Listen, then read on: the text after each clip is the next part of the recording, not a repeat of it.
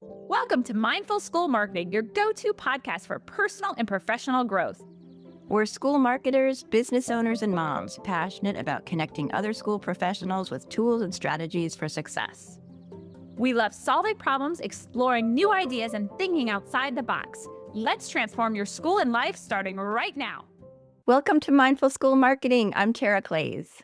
And I'm Aubrey Bursch. Today, we are going to pick Tara's brain. I'm so excited about school websites as we head into the summer months. We all know that families are doing so much more research online before they ever pick up the phone or schedule a chore. It's really almost cliche now. Your website really is your first admissions officer at this point.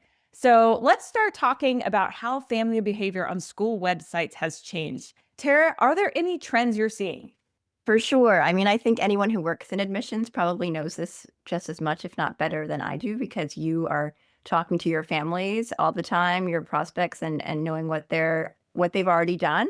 But they've already Googled, right? They've already seen your social media, most likely. They've asked their neighbors, their friends, and they are evaluating. By the time they're coming to you, they're not really browsing, they're actually coming to you and evaluating based on things they already know, preconceived notions from what they've seen and heard. Of course, the mobile version of your website has always, for the past many years has been important. It's really dominant now. You have to have I've talked about this ad nauseum, but you have to have a fast loading website, an easy to use website that has a good user experience, clear navigation, all those things that I've talked about before. We've all been inundated with topic of AI as it relates to everything that we do. We all are probably using it to some degree or another, and so are the families, right? Whether they want to or not, when you're using a search engine like Google, you're going to get AI results. And so that means that the content that you have on your website is already scraped. It's already there. And so your content really matters. And as much as you think that you might have too much content on your website, I always like to say that, don't cut your content because you feel like you have a lot, because the more content that you have somewhere on your site, the more Google and AI will know about you. And then I think also the bar for what is a professional, air quotes, website has gone up. Your website is being compared to other school websites. And so the design, the consistency, the professionalism of your website is really important as well, to communicate your brand in a way that makes it seem like it's serious and like you pay attention to it. So some of that's new, some of it's not new, but that's what we're seeing when we talk to our school clients about what's happening with their prospective families and their website relationship to their website. Oh, I love that you brought out the professional piece because it is you are being compared to others. So I love that you did that. And of course, AI is top of mind. And whether you like it or not, you are using AI in some format in a search. So thanks for bringing that up, Tara. I'm curious, how can schools actually find out which pages on their website are getting the most traffic? Because, every school's a little different, right? Yeah, when we talked about like a topic for this episode, I really thought about talking about the most important pages on your website, because as we approach a new website project, we like to we identify what's popular on a specific school website, but we see in the many websites we work on that the same pages are usually in the top pages of most school websites. So that doesn't mean you can make an assumption and go on that, but Google Analytics is really the key here. So before I'm going to be talking about what we believe are the top pages, but before you take that advice, I would encourage everyone listening to log into your Google Analytics account and pull your top pages report. That's really easy to do if you have access to Google Analytics. It's under reports, then engagement, and then pages and screens. And there you'll see listed by volume your top pages. So the top 5 or 10 pages, top 15 pages, depending on how much content you have on your site. What you're looking for are those like top 10 pages by views over the last 3 to 6 months. And that's going to tell you where families are spending the time on your website. And sometimes that might be surprising to you. Faculty and staff always rank among the highest pages, and that might be surprising, but families really are researching the teachers before they even inquire. You should have pictures of your staff, because families want not just a name, but they want to visualize the staff at your school. It tells them something about maybe diversity or, what how broad your faculty and staff list is. They also may be looking at specific program page. If their student is really into the arts or athletics, those are, important pages as well. When you're looking at Google Analytics, you can look at the top pages, but also look at the average engagement time. So sometimes Google Analytics data can be deceiving. Someone may be coming to your site from a search and they may not be actually looking for your school or the content on your page. And so it might be a little bit skewed if they leave right away. So you may have a page that has a ton of views, but a very low engagement time. And that's a flag that means that people are coming to that page not really interested or engaged, or they're not finding what they want on that page. I like to tell this story when it comes to search topics. If anyone listening has been to any of my talks about SEO or search, this will be familiar to you. But there's a really big SEO guy who talks about how he had a really high-ranking blog post called "How to Get High-Ranking Traffic to Your Website" or something like that.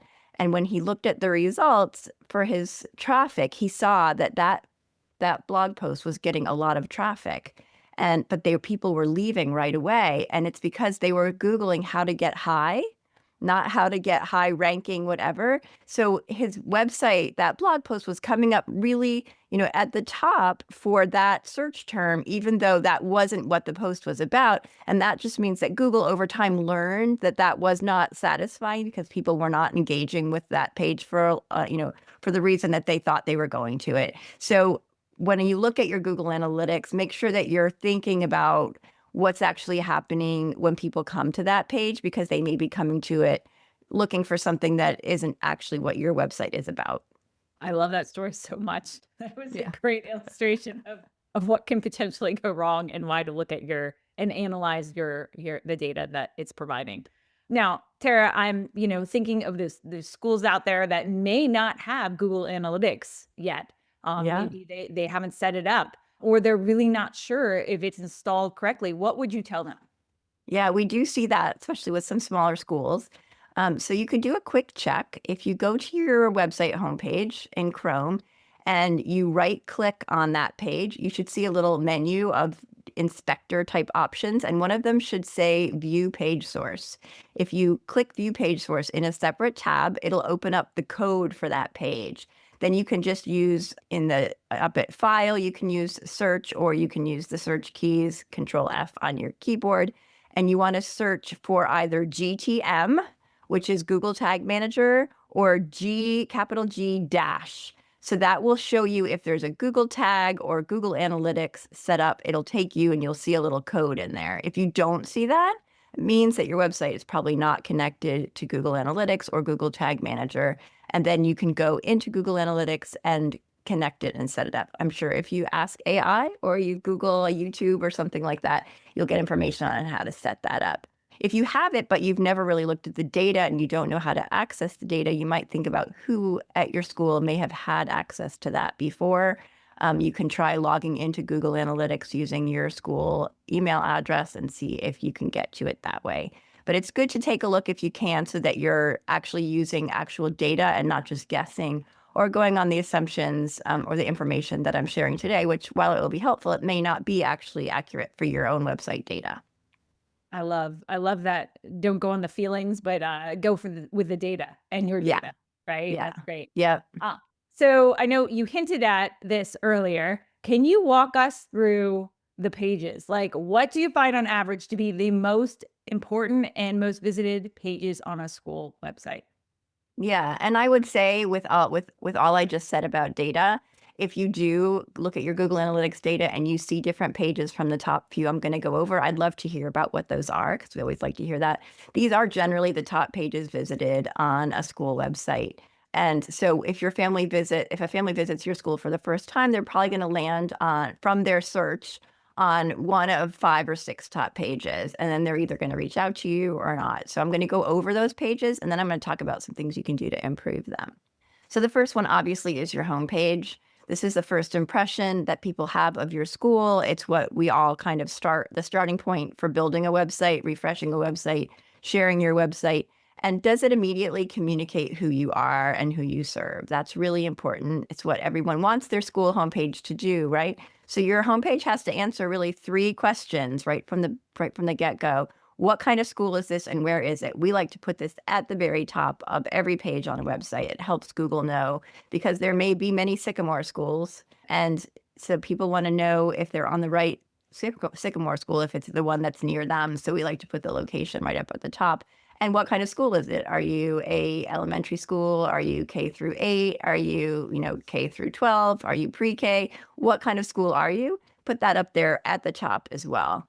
And then families want to know, is the school of the right fit for their child? What special things do you offer that might be a fit? Does the child have some learning exceptions? Do they have, are they really, really talented with the arts and you want to really focus on that? Is this school focusing on the things that your family is looking for? And what do I do next? How do I get in touch? So of course, those are the three top questions that a website homepage should answer. And we often see mistakes like focusing too much on the history or the awards or, the accolades. We are the top school for whatever. That's maybe not as important as what we're going to offer to your student. So what is the family's experience going to be at your school? For 2026, I would say and this is not necessarily new, but an authentic video, 16 to 90 seconds. I know Joe Manzo has been a guest on our show before, and we talked to videographers about creating authentic videos that tell stories. And also we see a lot of those B-roll background images at the top of a homepage website as well. I'm curious, what about hero images? Yeah, so that background B-roll as a hero area is very popular on schools, and we love them if they're done right. So we make sure that they're optimized. They should be less than 30 seconds, and they should be designed to be a background video. They should not be a snippet from your storytelling video where someone's talking to the screen, but you can't hear them. And you also want to make sure that that sound does not turn on automatically, right? You want that to be just the best B-roll background videos for a hero area are smooth. They show a personality right off the bat. They show some action, but they're not jerky and they're not causing you to kind of get a little bit dizzy looking at them. They need to be really well done. And if you don't have the capability to offer that, then use photos. Then hero photos can be great or better than video if they're done well. You can do a series of different videos, but make sure that they're authentic. I mean, a series of photos, but make sure that they're authentic photos, not generic or stock photos, not a big group of a bunch of kids in a field. You want to have some engagement with the students' faces, with the parents or the faculty faces, so that you really get a feeling of putting yourself or your child in that scenario. So that's the homepage. Let's talk about the next page. That's the most important and that's most often visited. And of course, that's your admissions page, your how to apply page. So we have what I call top level pages on a website and then sub pages below that. If you think about, different chapters and then different sections within the chapters. So your admissions section is really important and you can have sub pages within that, but that first landing page for admissions needs to be the most goal-oriented page on your website. You need to be really clear on what the steps are. Many schools have a process, right, where you have to create an account, and it can be a little bit daunting for families. So explain that. Tell them what they're getting when they are logging in. Are they giving away all of their information? Is it really easy? Does it take a lot of time? So make sure that families understand, and they probably do if they're exploring different schools, that they have to create an account in order to apply. But before that, maybe give them the opportunity to engage with you without having to go through that process. And that's tricky because you want to get them into your CRM, but don't make hurdles that they have to jump through. Families want to know the timeline. They want to know when they apply, how long it takes, how long they have to wait to hear back, what the cost is, what the process is.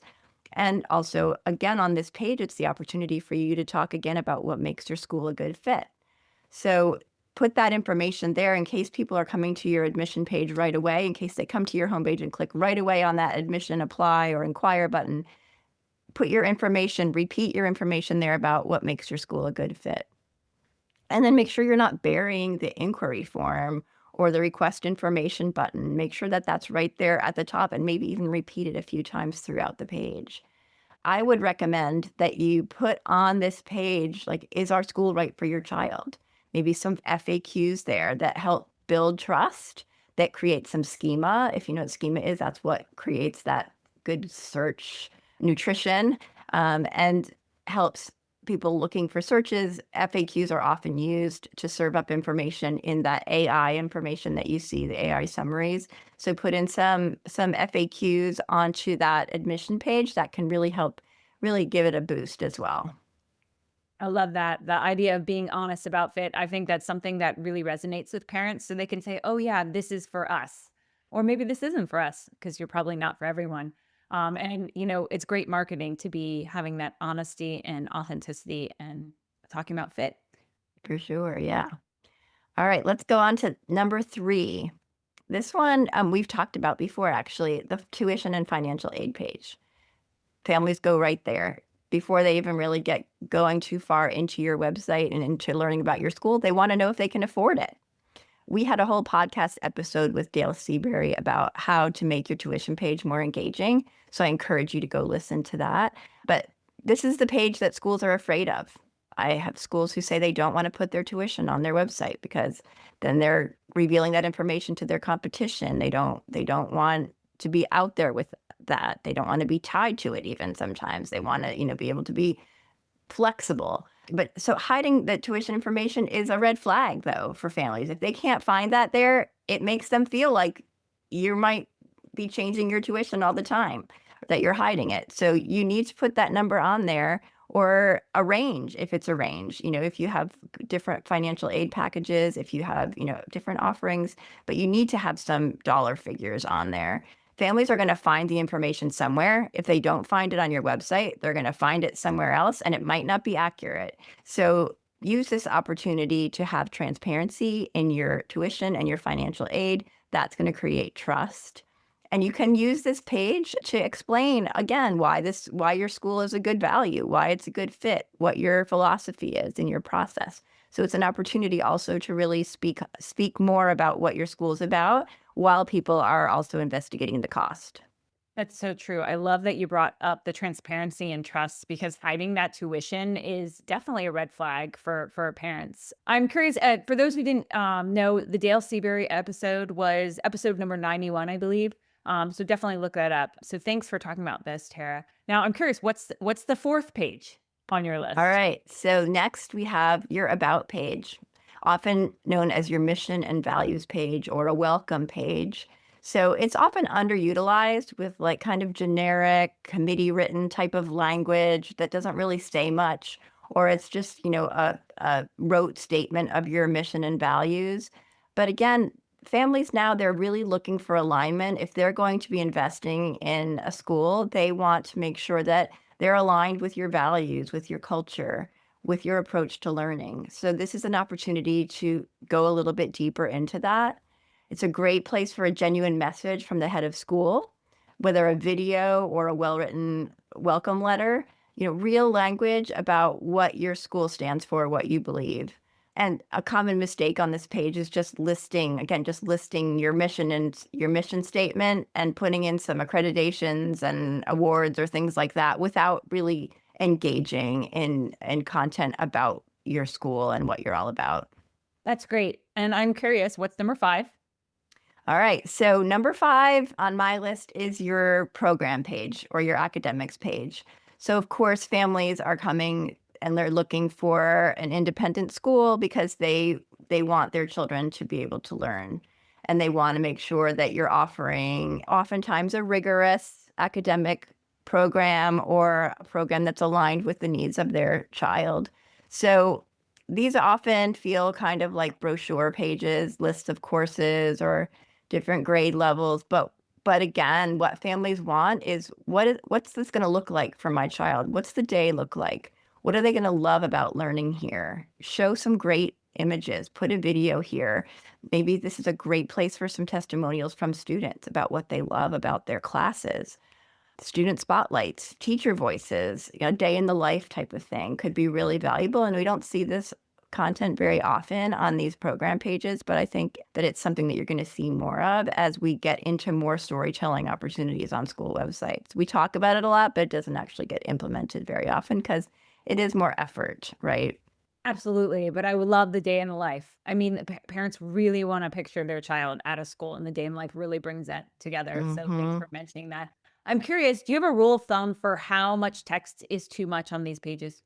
Yeah, I can't tell you, probably 90% of schools that we talk to when we first engage with them, they say, we have too much text on our site. We have too many words. We want to cut it down. And as I alluded to at the beginning, I kind of say, yes, you can cut your content back, but do it intentionally. There's not really a limit.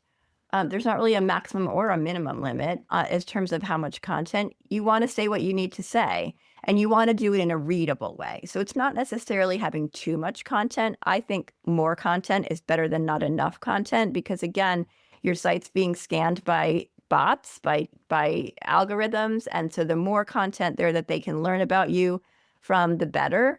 But make sure that it's readable. Use subheads, use sections, use accordions, use tabs, create ways to present your content in a way that's more engaging than just paragraphs of, 18-point text.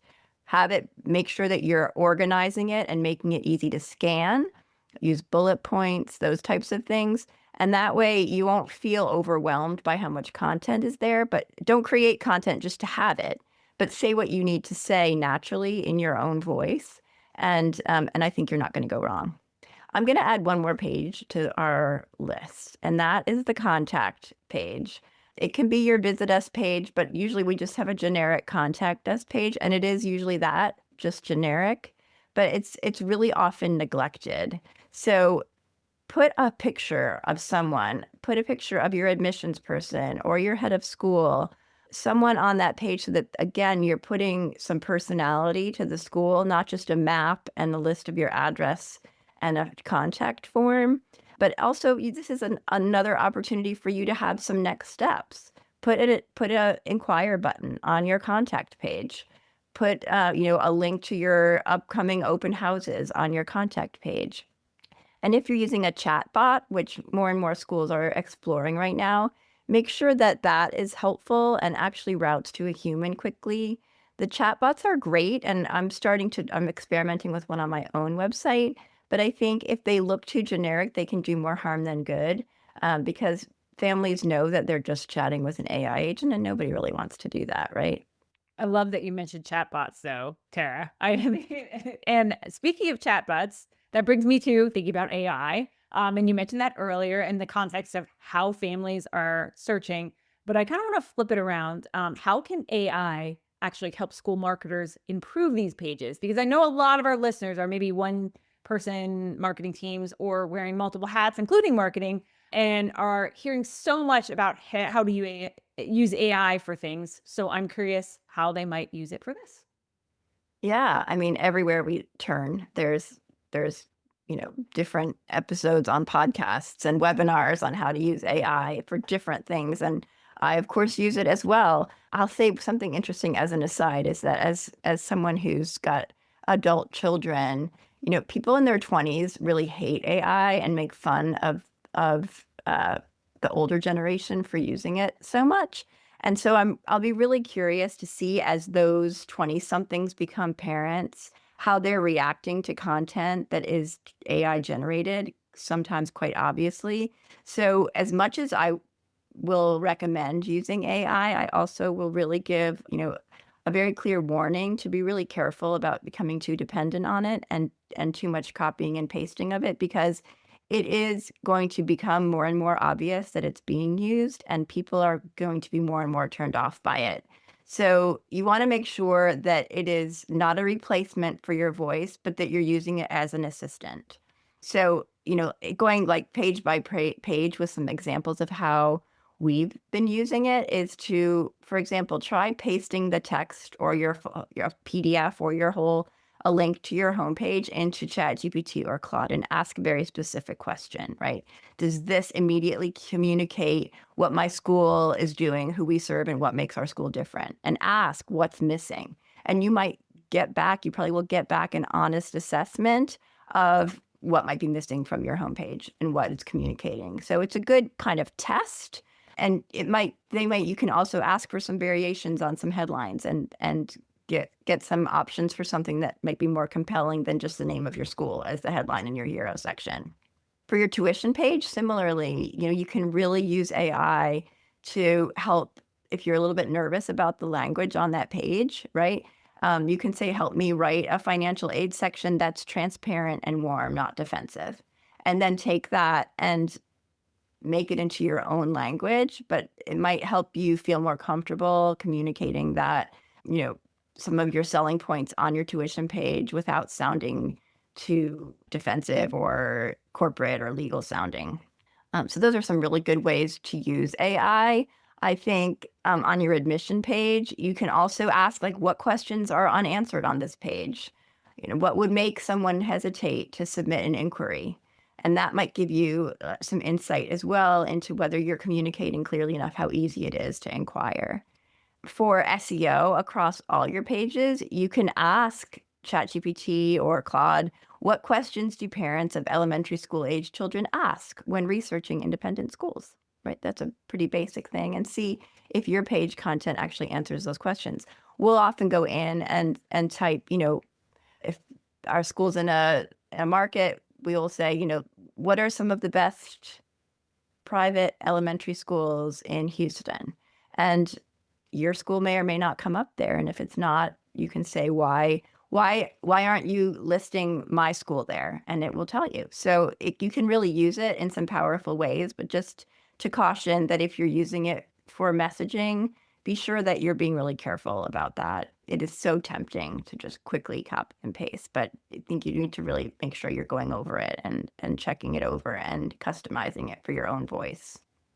Yeah, that was so good, Tara. And I would say I loved what you said about asking why you're not listed, because I know so many schools get frustrated because they're like, why aren't we listed? Great. Asking is a wonderful thing. And then I appreciate what you talked about earlier about I do believe there will be an AI backlash at some point, right? And so just keeping in mind that, and you gave some great tips about that. Are there any other, you mentioned caution here. Are there any other things that you would recommend beside what's already been mentioned that schools not use AI for when it comes to your website? Yeah, I mean, don't just ask it to write your about page. That's not, don't give it your current about page and say, write a new one or something like that. You're not going to get something customized. And, having used it enough myself, I can tell you that it starts to sound the same for every school. And we see that when you look at a school, you can tell if a website is generic. It looks generic. So you want to make sure that you're giving it your raw material, your actual mission statement, what you're proud of, and asking it to help you shape and refine it, but not make it and just copy and paste that. I would say also have a human person read the content out loud before you put it live on your website. Sometimes when you hear it, you can tell that it doesn't sound like a real person at your school would sound like, right? So then it's not done. And then use AI to start or unstick your writing process, but not to finish it. Again, like your authentic voice is what makes you different. I love that. That's such good framing. AI is a collaborator, not a ghostwriter, right? Hmm. I know our listeners are super busy. What are the quick wins? Like, meaning if someone is listening and can only do one or two things, I mean, they're probably bogged down with a million things. What are those one Yeah. and two things, and should they prioritize? What should they prioritize? Yeah. And, we're coming into the summer months. So it's an opportunity to put this on the list for the summer if that works with your schedule. But, that starting with what we started with, which is logging into your analytics, looking at Google Analytics and just making a list of those top 10 pages. You can download a PDF of it and see if there's anything surprising there. That's a good first step. I would say other things to look for and take care of right away are making sure that you have a clear call to action at the top of every page in the header. Don't make families scroll to find schedule a tour. If that's your first main call to action, make sure that that's present everywhere. Read your tuition page out loud. Again, hearing it is often helpful versus just reading it, because I know when I read things now, I'm so accustomed to skipping and scanning that I might miss things. So reading it out loud can really help. Do it with your coworker, and then you might catch things or be able to improve it just by how it sounds. Look at your website on your phone, of course. Make sure that you and your colleague who has an Android phone, or both, if you have an iPhone, that you're looking at on both types of phones to make sure that it's working properly. If you haven't updated, if you have a photo on the hero section of your homepage, summer's a great opportunity to take some fresh content from, the end of the school year when the weather was nice and everybody was outside at their school field day or whatever, having a great time, to update the images on your homepage. And then that contact page that I mentioned, that neglected contact page, work on that a little bit. Put a photo there. Put a photo of from your field day there, and put a call to action on that page for people to inquire to your school. Wow. Tara, this has been so actionable. Last thing, if you had to leave our listeners with like one big idea from today, what would it be? I think, that data, starting with the data to make sure that what I'm telling you matches, that we're not just making the assumption that Tara says are your top pages, but looking at what there might be something special about your school that people are being drawn to, that is more important than the top pages that I've listed here. So looking at what families are actually visiting, and don't be afraid to use AI, but just make sure that you're careful with it. Awesome. So good. Just a reminder, everyone, links, resources, and show notes for today's episodes are at mindfulschoolmarketing.com. And if this episode was helpful, we'd love if you would share it with a colleague and leave us a review. It really does help other school professionals. And I just want to give a shout out to Tara. If you have questions about websites, she's amazing. And you should definitely visit Design TLC to learn Thank more. you. And until Thank next time. you. Yeah. Yeah, thanks. This was really fun. Love talking about website stuff. So yeah, reach out if you have a question. And thanks for all the great questions, Aubrey. Thanks for joining us on the Mindful School Marketing Podcast.